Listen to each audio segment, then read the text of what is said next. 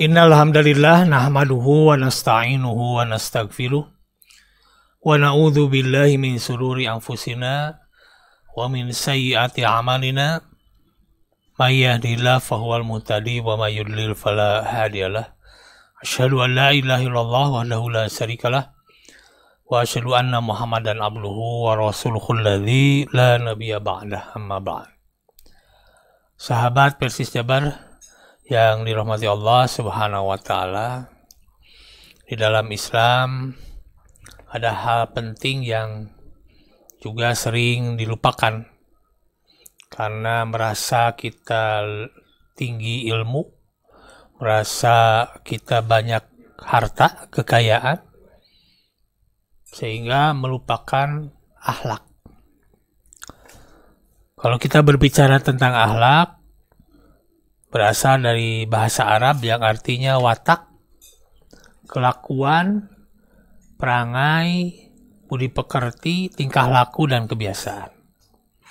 Secara istilah, akhlak itu disebut tata cara pergaulan seorang hamba terhadap Tuhannya, terhadap manusia dan makhluk lainnya. Nah, di dalam Islam, akhlak itu adalah suatu sistem nilai yang mengatur tentang tingkah laku dan pola sikap manusia di muka bumi, yang menjadikan Al-Quran dan hadis sebagai sumber rujukan, ditambah ijtihad sebagai metode berpikir secara Islami. Sahabat Persis Jabar yang dirahmati Allah Subhanahu wa Ta'ala, kedudukan akhlak dalam Islam itu sangat tinggi sekali. Bahkan Rasulullah SAW ketika ditanya oleh para sahabatnya tentang apa yang paling banyak memasukkan seseorang ke dalam surga, faqala Rasul, maka Rasulullah SAW menjawab, taqwallah wa husnul khuluq, bertakwa kepada Allah dan berakhlak dengan akhlak yang baik. Hadis riwayat Ahmad, Tirmizi, dan Ibnu Majah. Jadi, kalau kita melihat rujukan dengan rujukan hadis Rasulullah tersebut, menyatakan bahwa yang paling banyak memasukkan orang ke dalam surga ternyata selain takwa kepada Allah juga adalah akhlak yang baik. Ini menunjukkan betapa tingginya derajat akhlak. Bahkan Rasulullah SAW juga bersabda, inna min ahibbikum ilayya, sesungguhnya di antara orang-orang yang paling aku cintai, wa akrabikum minni majlisan, dan yang paling dekat tempat duduknya denganku, kata Rasul, fi yaumil qiyamah, di hari kiamat kelak, apa sih? Yaitu ahsanukum akhlaqo, orang-orang yang paling baik akhlak. Hadis riwayat Tirmidzi. Jadi siapa yang tidak mau ketika di kiamat kelak tempat duduknya itu sangat berdekatan dengan Rasulullah SAW. Biasanya kan para nabi, orang soleh, dan lain-lain, orang yang berjihad di jalan Allah. Tapi ternyata juga orang-orang yang baik akhlaknya akan duduk di tempat yang dekat dengan Rasulullah SAW. Bahkan Rasulullah SAW juga bersabda, innama bu'istu liutamima makarimal akhlak, atau solihul akhlak. Sesungguhnya aku, kata Rasulullah, diutus ke dunia ini untuk menyempurnakan akhlak yang baik. Hadis riwayat Ahmad dan Bukhari. Hadirin wa hadirat yang dimuliakan Allah Subhanahu wa Ta'ala, sahabat Persis Jabar.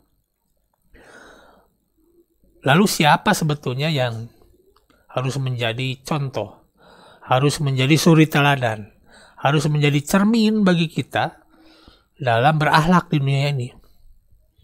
Allah Subhanahu wa Ta'ala berfirman dalam surat Al-Ahzab ayat 21, laqad kana lakum fi rasulillahi uswatun hasanah. Sesungguhnya telah ada pada diri Rasulullah SAW itu bagi kalian contoh yang baik. Jadi contoh yang ada, yang baik itu bagi kita sudah ada, yaitu Rasulullah SAW. Sahabat Persis Jabar yang dirahmati Allah Subhanahu wa Ta'ala, bab akhlak atau adab dalam syariat Islam itu sangat luas. Minimal ada 6 hal. Yang pertama, akhlak atau adab terhadap Allah, yaitu bagaimana adab kita berinteraksi dengan Allah dan syariatnya dalam beribadah, berdoa, bertawakal, berprasangka, bersyukur, dan takut kepada Allah Subhanahu wa Ta'ala. Yang kedua, akhlak kita terhadap Al-Quran. Bagaimana adab kita berinteraksi dengan Al-Quran. Bagaimana kita membaca, menghafal, menjaga, dan mengamalkannya. Itulah adab kita terhadap Al-Quran. Dan yang ketiga, akhlak kita terhadap Rasulullah, adab kita terhadap Rasulullah. Bagaimana kita berinteraksi dengan Rasulullah, dengan beliau, dan terutama ajarannya. Bagaimana kita mencintai, menaati, dan memuliakan beliau. Yang keempat, akhlak atau adab kita terhadap diri sendiri. Ini juga punya akhlak, punya adab. Bagaimana kita mensucikan diri kita, baik secara lahir maupun batin. Memperlakukan diri kita. Memberikan hak yang baik kepada tubuh kita. Yang kelima, akhlak atau adab kita terhadap orang lain. Baru ini banyak sekali orang, kepada orang tua, kepada guru, kepada tetangga, kepada saudara, teman, kerabat, dan lain-lain. Yang keenam, akhlak atau adab kita terhadap makhluk Allah yang lain. Jadi kan di kita bukan hanya manusia, tapi ada hewan, ada tumbuhan. Jangan sampai kita merusak, tidak ada hal apapun yang perlu kita rusak, dirusak tanaman, dipotong, dipetik bunga, kemudian menyiksa tumbuhan dan menyiksa hewan. Itu adalah hal yang tidak terpuji. Hadirin sahabat Persis Jabar yang dirahmati Allah, akhlak itu adalah merupakan wujud daripada iman, Islam, dan ihsan. Pantulan sifat jiwa seseorang secara spontan dan terpola. Jadi cenderung konsisten, tidak terpengaruh situasi kondisi. Jadi seharusnya semakin kuat dan mantap keimanan seseorang, maka makin dan beribadah, makin banyak beribadah, dan semakin baik akhlaknya. Bukan sebaliknya, ketika kita kuat beriman dan beribadah, tapi kita sombong, merasa lebih baik dari orang lain. Tidak, tapi semakin baik akhlaknya. Sehingga amal ataupun akhlak itu tidak bisa dipisahkan dari akidah dan ibadah seseorang, karena akan saling berpengaruh masing-masing. Akhlak yang baik, yang mulia, jujur, seperti amanah, baik, murah hati, sopan, selalu menjalin silaturahmi dengan tetangga, teman, merawat diri sendiri, serta menyayangi tanaman dan binatang. Itu adalah sebagian akhlak yang baik. Akhlak yang buruk sebaliknya, munafik, syirik, culas, takabur, fitnah, merusak alam, bohong, iri, dengki, dan lain-lain.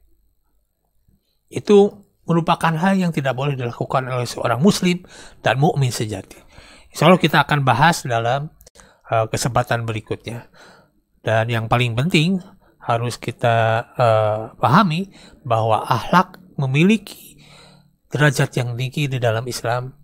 Bahkan berbagai literatur menyatakan kita harus mempelajari dulu akhlak daripada mempelajari ilmu. Sehingga kita insya Allah akan duduk di samping Rasulullah ketika kita membaguskan akhlak kita, akhlakul karimah. Kita duduk di samping Rasulullah nanti di surga kelak. Amin ya robbal alamin. Billahi taufiq wal hidayah. Allahu yaqudu bi aidina ila ma fihi khairul islam wal muslimin. Wassalamualaikum warahmatullahi wabarakatuh.